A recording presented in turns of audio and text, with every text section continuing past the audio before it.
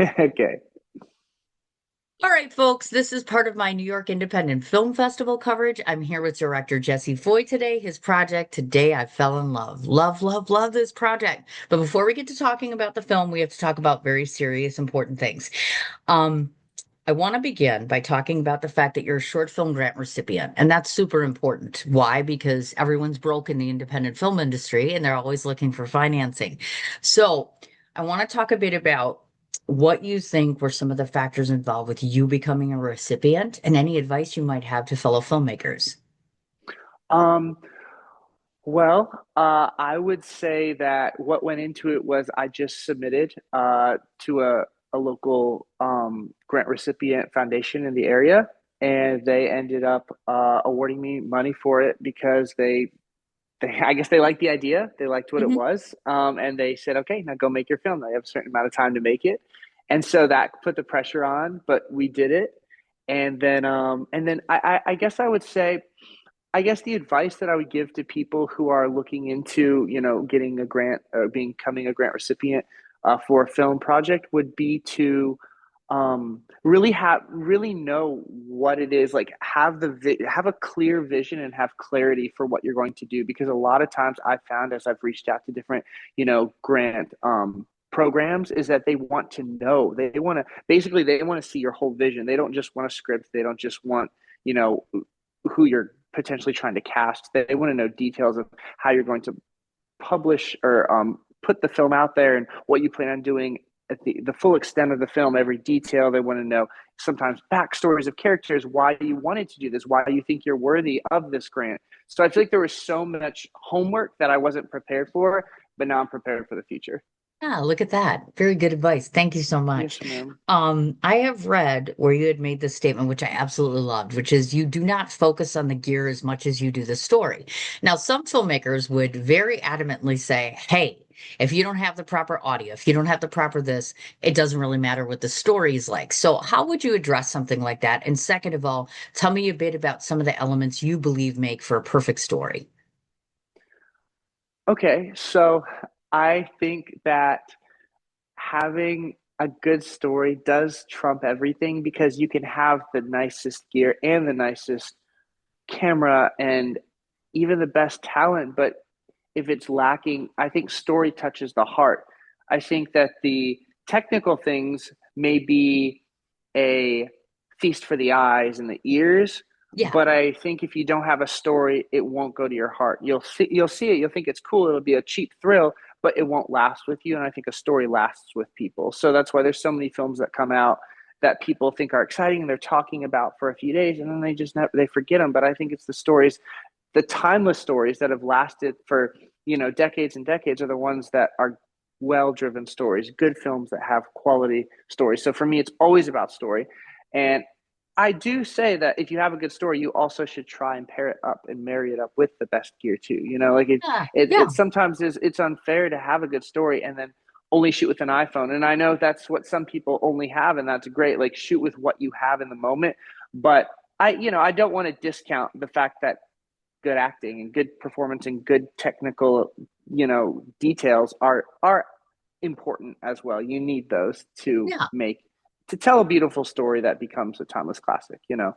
Um, and then you also asked me about oof, what was the second question? I'm so sorry. That's okay. Some of the elements that you believe go into when we talk about doing good storytelling in film, what are some of those must-haves that you think define Perfect having a story. great story? Perfect story. Ooh, I think that good stories have characters who we can empathize with, we can relate to. I think good stories have good relationships. Like we want to watch people in relationships. And I don't mean just, romantic relationships. I just mean I think a fundamental key to a good story is just watching relationships transpire, whether it's father and son or mother and daughter or parents or to brother and sister or couples. I just think that's huge. Having good relationships and again good characters. I think a perfect story has a to me is a character who wants and desires something and is in pursuit of it, and there are constant threats to what they want and desire, and in the end they end up achieving sometimes not only not what they want but what they need. And to me that's like a perfect story. Yeah, that makes sense.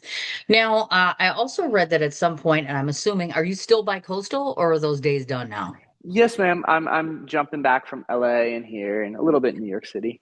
Okay, so my question to you is this. A lot of young starting out filmmakers usually plant themselves in LA or New York because we all know those are huge entertainment hubs, and you're in Florida. So that begs me to ask the question, how is the industry different there? Meaning in terms of opportunities or collaboration in Florida versus some of the big dogs? Um, there's not much opportunity here, and there's not much of the Aw, industry here in Florida. I think I'm one of the very few in my town, who or in my city who even do this kind of, we have like there's people that do wedding videos and commercials, but there aren't really like narrative storytellers or people who want to make movies out here. So hmm, I'm very alone. That's why I'm in LA so much because I find my people are out there, or I'm in New York yeah, City because those are. But what I do have and what I do enjoy about where I'm at right now this season, and I don't know if I'll be here forever, but for right now, is when you're in a way a big fish in a small pond, you get more opportunity to where if I was trying to make a film, like for example, in Today I Fell in Love, we used a grocery store. They just let us use the grocery store for free. If I was in LA or New York City, you'd have to pay to use that. oh yeah, They would may charge you so much. The entire budget I spent on Today I Fell in Love, I'd probably just have to spend on renting a grocery store for a few hours if I sure. was in California. So I get opportunities. I get to use basically what I want because people are like, "Yo, you're making a movie? Go ahead, use this, do this." And I do enjoy that. And I've kind of cultivated a community of younger generation and people my age who have been interested in filmmaking, and we kind of are just all growing and creating a bit of a movement in my town right now to just make films and make short films. So what we have going here is really special. Just for the long run, I don't know if it's sustainable for me to be here. I understand. Now, Florida, I'm not as familiar. Do you guys have like the rebates and tax incentives and things like that there? You don't. That's what I We thought. don't know. It's because Florida's a very red state and they don't want the art community coming in here and disrupting what they have. So it's such a political thing. Like they don't want because if they give that, then people are coming to make movies and they don't want that crowd here. And I'm very biased on I'm very in the middle. I love both. I can understand both. And so Yeah, I'm like, ugh.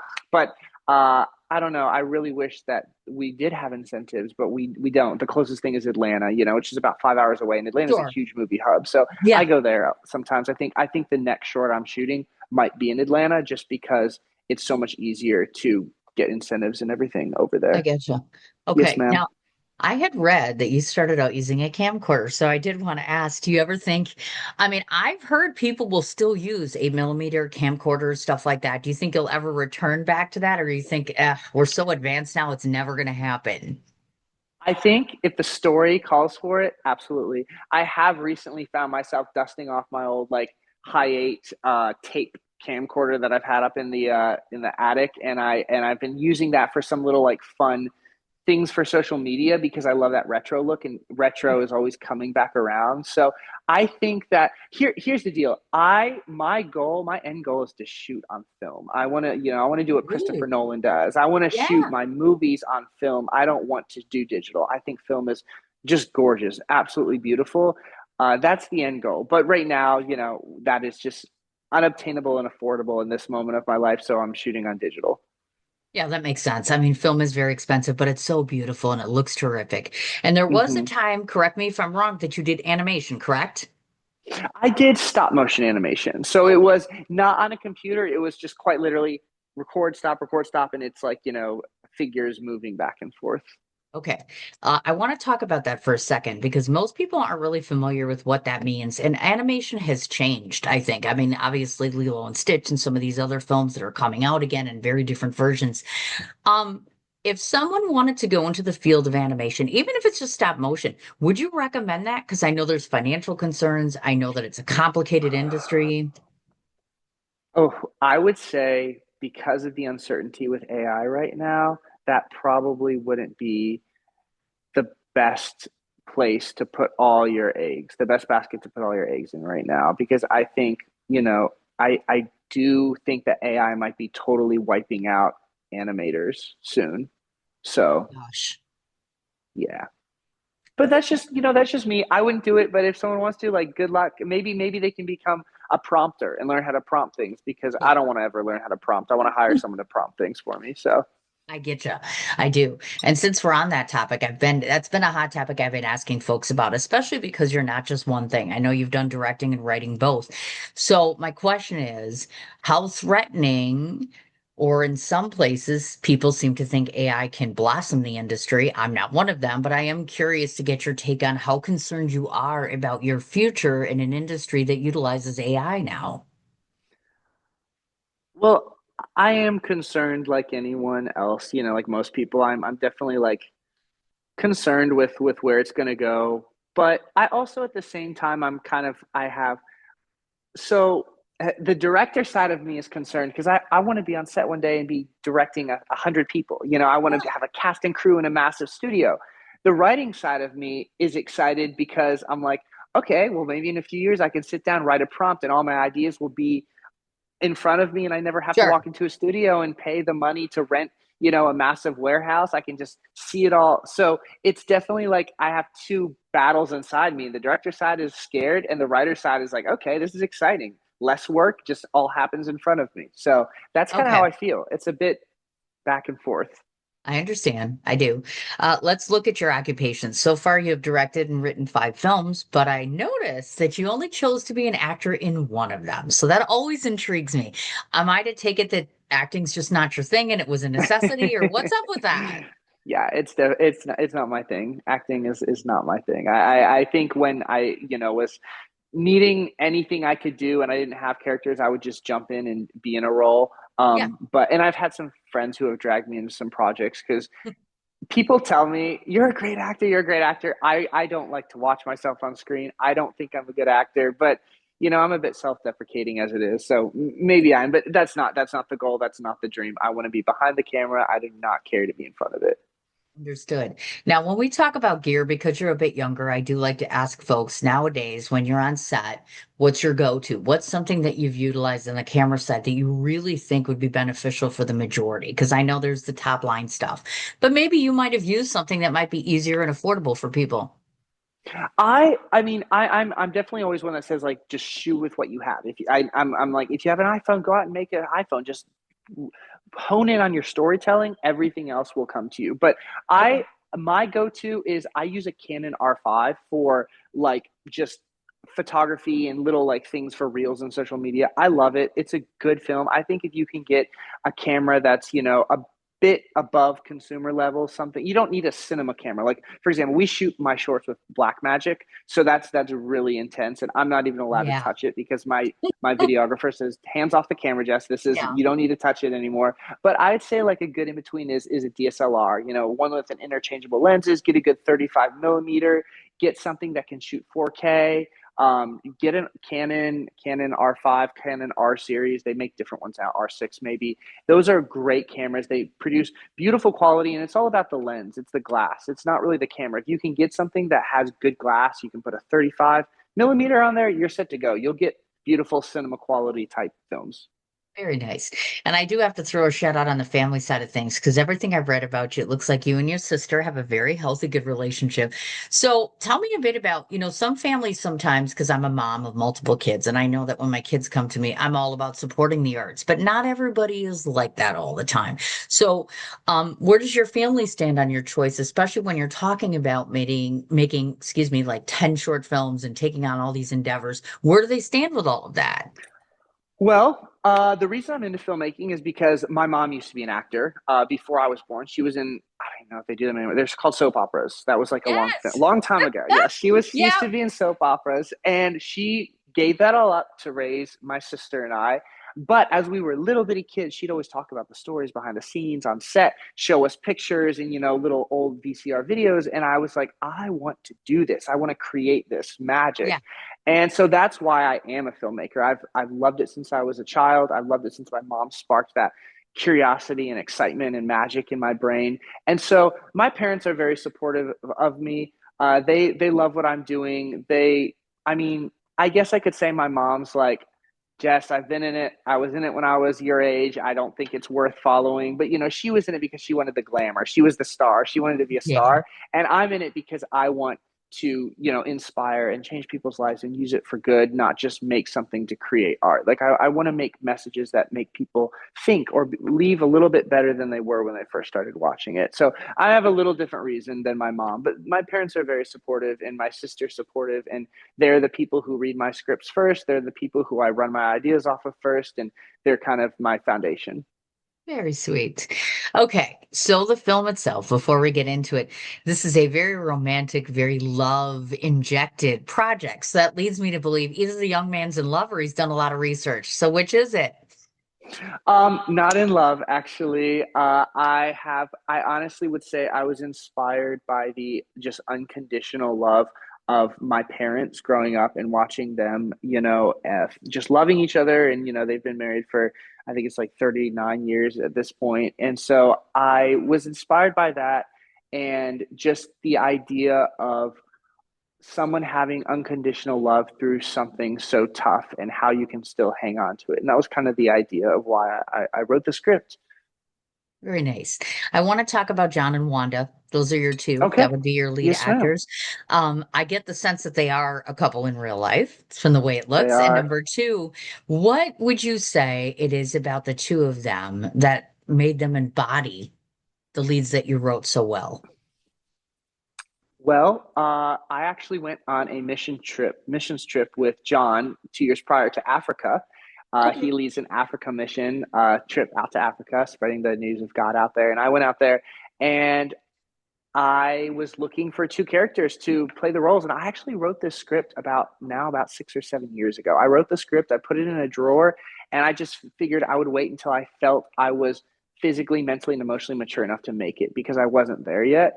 Yeah. I was still running around Hawaii and doing travel films with a camera and hadn't started working on like, you know, narrative, scened out, real films. Yeah. And so I just was sitting down with him one day and I said, you know what, it just hit me. I thought of that script idea and I said, I wrote a script that I feel like I'd love you guys to be in. And it took a little bit of like getting them to do it because they're not actors. He's a pastor. Yeah. She's retired now. And I sent them the script and I think they cried and said like, I think this is something we would actually like to do. But we don't know anything about acting. Like you're really going to need to hold our hand through it all. And essentially that's what I did. And so, yeah, yes, ma'am. Oh, sweet. Now, I had read that this was a 2 year journey for you. So does that mean you put it in the shelf or put it away and then took 2 years Yeah, to make? it was actually, I mean, I would say like I said, I wrote it like 6 years ago, put it in the shelf, and then 2 years, yeah, because when I brushed it back out about I'd say it was 3 years ago now, I took it out. I started like looking for people to do it. I didn't know how I could do it because I had never again, this was my first short film that I ever shot. Yeah. Like real when I say like narrative with scenes with actors, I didn't know what to do. I was fresh on the scene to everything. So I had to figure Okay. everything out. And so it took me that long to kind of assemble a team, especially because in this area of Florida, Destin, Florida, there just aren't people that are doing this kind of thing. I So get it. it took me about a year and a half to just talk and figure out what I was going to do. Honestly, at this point, I look back now because I've made two bigger short films since then, and it's been a lot. I'm like I could have done that all in like 2 months. It's I look back and I'm like that was so I put too much time into figuring that out. Maybe a little bit may have just been procrastination, but yeah. So it did take me from beginning to starting to have the idea to finish, which is edited and posted and everything. Gotcha. Okay. The narration is interesting because not everyone chooses to have a narrator for a film like this. And in some ways, we say that it adds or it is ultimately another character of the film. So tell me why you felt narration was important to tell this story Um, so you're saying versus like documentary or something like that? versus like no narration. Like, was there ever a point in time? A lot of Oh, times I'm people sorry. I'm add sorry. Okay. narration for a purpose. Okay. The reason why there was narration is just because I didn't know anything about recording dialogue on location. And I knew that was a little bit beyond my grasp at the time, making Sure. short film number one. So I had to write something that I felt was in the means of me being able to make. And I've kind of grown up the past like 5 or 6 years. I've made a lot of like spoken word narration, inspirational videos where I'll film a lot of content when I travel and I'll just like speak over it. So I was already used to that field of filmmaking. And so for me, Okay. it just worked easier. And again, I look back and I'm like, I don't know why I didn't just like have acting and have their voices on dialogue. But again, it was so fresh for me 2 years ago when I made it that I didn't know Yeah. anything. And I figured getting like the microphone on set, that's beyond what I know how to do. So Gotcha. Now, yes, I ma'am. also read that your family helped with the actual production of the film. So the question then became, did they do it because they actually liked the story or the typical, well, of course we love our family and we're going to sign up for this. I think it's the typical, well, we've been being a part of Jesse's stuff since he was a child. And if he Yeah. asks us to do something, so my mom actually played the cash register. There's a quick scene where they're buying groceries. My Yeah. mom's cashing out the groceries. She plays the lady behind the cash register. And then my dad's like an extra walking in the background. Yeah, they were Okay. there in the grocery store. They were as extras. And then also my parents provided food. They bought a whole thing of Chick-fil-A and brought it to cater to set. So I was like, Very can you cool. guys sponsor my film by paying for food for it? And they're like, okay, fine, we'll bring food for everyone. So Sweet. Now, I'm curious to ask, start to finish, how long did it take to film? we shot it in 2 days, two That's what I full thought. days. Yes, Okay. ma'am. Hmm. And this is a production done by Foy Films, which is, of course, your production company. We don't want to Yes, forget to ma'am. ask about that. So you do not do just cinematography. You also do photography, if I'm not mistaken. Yes, And ma'am. I do. what sorts of projects do you want to have or does Foy Films do at this point? What Foy Films is doing, honestly, is just I'm selfish right now and I'm only doing my own passion projects. Okay. I'm only writing and directing my own short films. My goal is to make 10 short films in the next 4 or 5 years, 3 or 4 years before I make my first feature. And I think I'll only make those 10. I don't, you know, go out and get hired to do other things. My income comes through a lot of photography. I do a lot of stuff for models and I work for different freelance. I do a lot of freelance photography, so that's where I kind of make my income, and then I put that towards my films, which again are just my own films. Of course. Now, your film centers around a man and a woman who randomly meet one another and they take this small journey. And I say small because the film is not that long. So a couple questions relative to the film itself. First of all, I'll tippy toes so I don't give it away. Was there ever a thought that end shot? There could have been various reasons why this man approached this woman or has these memories. Was there ever a thought that that motive or the actual reality might have been a different one than what you chose? There was not, no, there was not, there was not a thought. And I'm trying to think back because this was 6 years ago when I first wrote this script, and a lot has Yes. happened since then. But I'm pretty sure that was in my head. I've been asked like, how did you come up with this idea? Was it like, and I think it all just I just it the way it is in the film was it how it immediately struck my head like lightning, and I went, what if this happened, and what if this was the twist, and what if this was the reason, and I just vomited it out on paper and wrote it and did it all in like one sitting. I sat Sure. down for about an hour and wrote it all. So that was kind of the premise, idea, and thought throughout the entire process. Well, one of the nice things about the actual writing of the production itself is that you watch them and you seem to have picked out all these wonderful, simple moments that become so sweet and sentimental and injected with such love right out of the gate. And so it's darling just to watch that. It's almost like a George Bailey meets a modern day sort of romance sort of thing. Um, my second question is this: is the intent of the film to spotlight the purpose behind why they met, or really just to be a very cute, very sentimental romantic film? I think the purpose of the film was to, in a way, spotlight kind of the depth of it, of what you're referring to, without spoiling it. Yes. Yeah. But and show that, like, because I know it's a romantic telling of the reality of that situation, Yeah.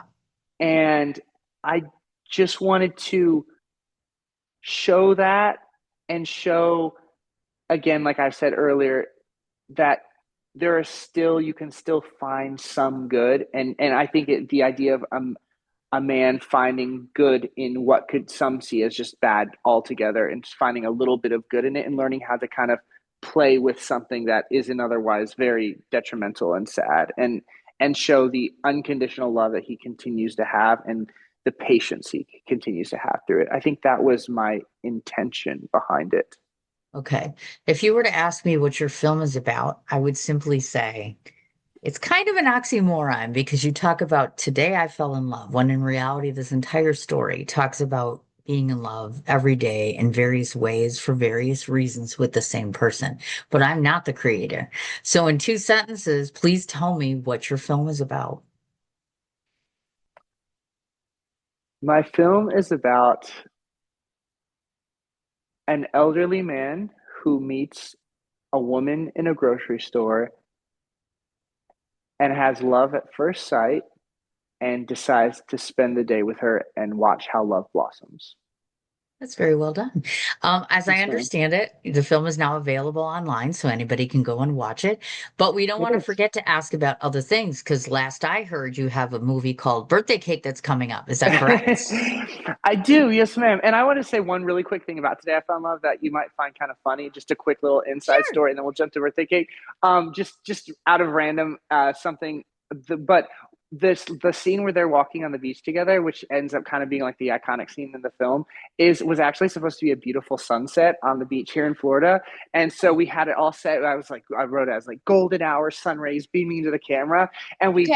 we got there, we got to the location that day, and we're like watching the weather, and it just starts pouring outside, and we're like, oh my gosh. And we all get to the beach, we're sitting in our parking lots, I'm sitting on the curb with an umbrella, and I'm like, nobody talk to me, I just need to think for a minute, because we're like, they're going back to Alabama, they live Yeah. 2 hours away, they're not going to come back. Do we cancel it? Do we cut the scene? What do we do?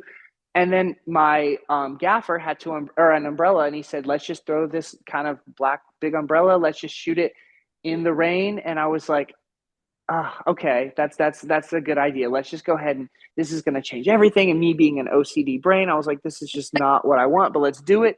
And it's so funny. We did it in the rain. We came back. I rewrote the script a little and changed the narration because the audio said something about a beautiful sunset. And man, it like I feel that made it more beautiful. The rain, the beach and the rain felt even more intimate and beautiful than just a sunset setting in the horizon. So that's just a little quick Aw. story of like a little secret that happened that I felt was just so beautiful and made it like I think that made it work more than a sunset ever would have. Aw. Sweet. Anyways, moving to So birthday moving cake. forward to Birthday Cake, what's going on Yes. with that?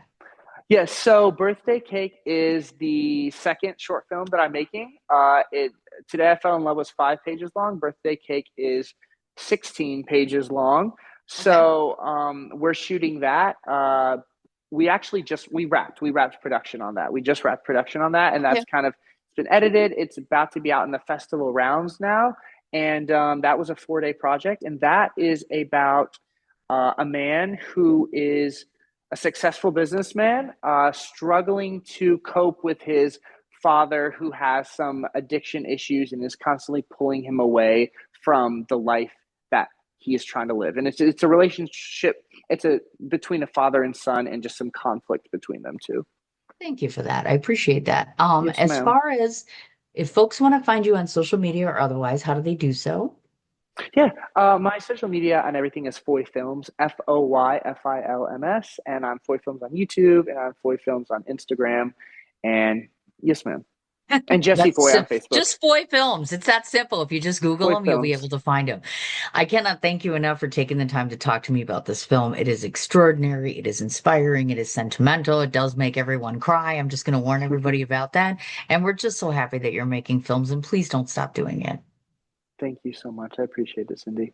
Absolutely. Let me just stop this.